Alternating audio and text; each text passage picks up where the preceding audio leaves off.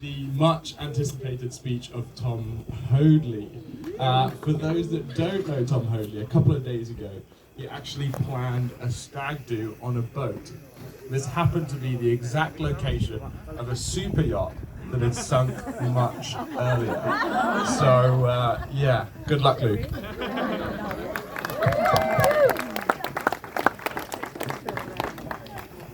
Thanks, Sam.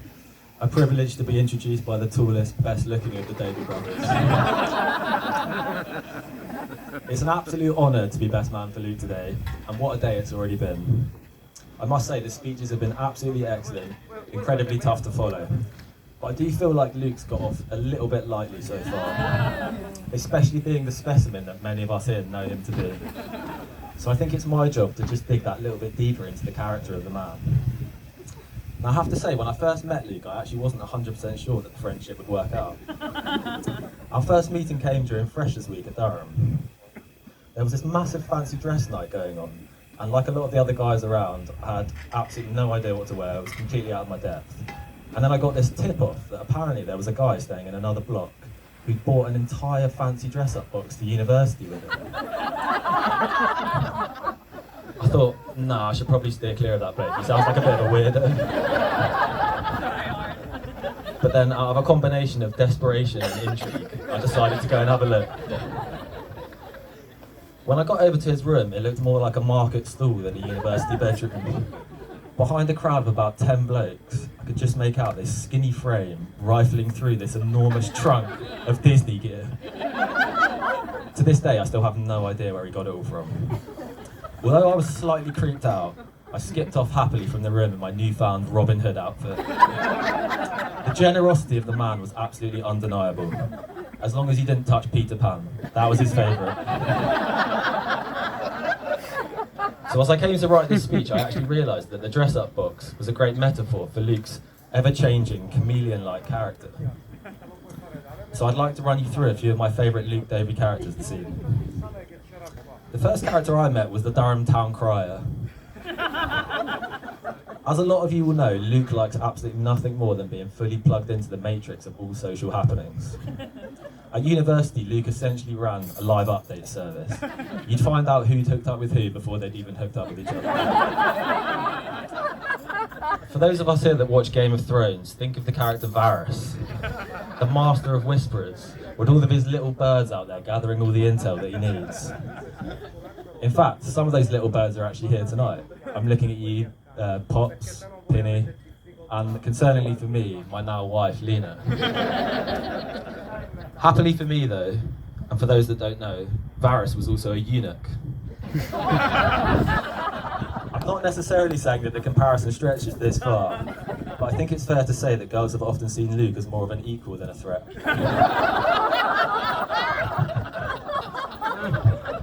Sometimes though, the little birds wouldn't come through with enough information for Luke. No need to fear, Luke would just make it all up instead.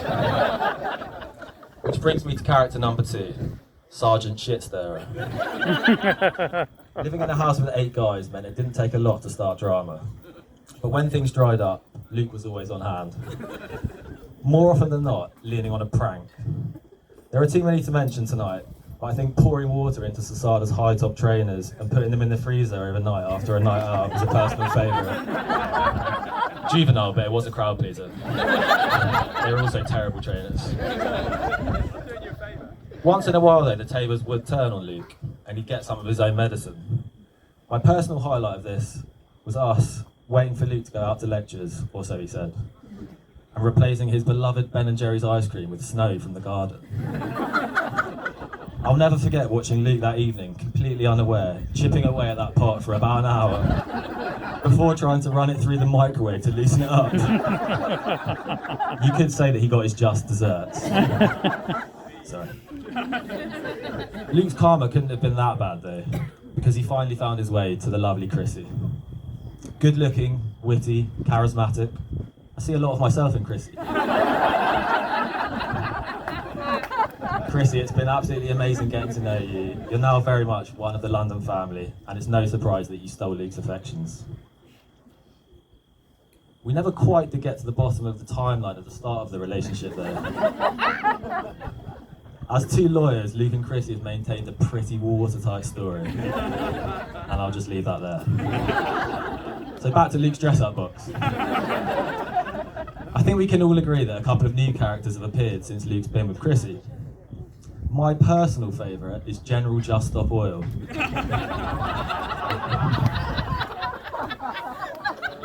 To be fair to Luke, he's always been engaged in certain social justice areas, and that really is to be applauded. But there was a new fervour to his environmentalism when the relationship with Chrissy took off. And you might be wondering, what was Luke's course of action? It wasn't quite gluing himself to Downing Street or throwing tomato soup over priceless pieces of art. No. Instead, Luke chose to channel his passion by debating random climate deniers on Facebook. And at the time, I think Luke had forgotten that we could all see these online sparring sessions taking place. So he'll be pleased to hear that I've taken the liberty of downloading a couple of my And up until now, you may have thought Chrissy was successful in making Luke a real man of the people. But Luke really let himself down there. In response to a bit of joshing around single-use plastics, Luke fired the following, and I quote, "Also, some constructive points would be nice here, rather than too many full stops and grammatical errors for anything to actually make sense. Oh well, keep waiting to get over it all. Sounds like life and the world have already left you behind. Kissy face." It's a bit cheap. Unfortunately for Luke though, after a string of ill-tempered volleys, he met his nemesis in a man called Graham Banks. Graham ended Luke's keyboard war with a single response. "Who's this?" replied Graham. "Luke Lovey-Dovey?" If Carlsberg did names for snowflakes, this would be it. "I've had more women than you've had hot dinners, so sit down and keep up the fight for the hippie tramps." Luke had no comeback. He was left with no option but to delete all of his history on the forums. And from climate change to name change, Luke Davey was reborn. Along with changing his name, Luke and Chrissy also changed London boroughs for the hard streets of Bethnal Green. Which leads me to our final character of the evening, Luke, the East London edition. What a transformation it's been. Out with the Superdry, in with the shackets. Out with the Jack Wills, in with the jewellery. Out with the face paint, in with the tattoos, which I hate to say I actually do quite like. What will be next? I know you're definitely not capable of growing a moustache, so my money's on the earring. Watch this space. So that's the whistle-stop tour of the fancy dress box for this evening. I'm sure there are many more faces of Luke Davey that everyone will have their own experience of. The one thing I'm sure we all find in common though, is your massively infectious, warm and empathetic personality. I also admire your ability to explore and try new things. We hope the book will be out this year. I want to thank you for being an amazing friend for so many years, and I just hope we can cling on to you and Chrissy in London for as long as possible. And now we look forward to seeing you in your next character, Luke the husband. So can I please ask everyone to be upstanding and raising a glass to the two legends, to Luke and Chrissy.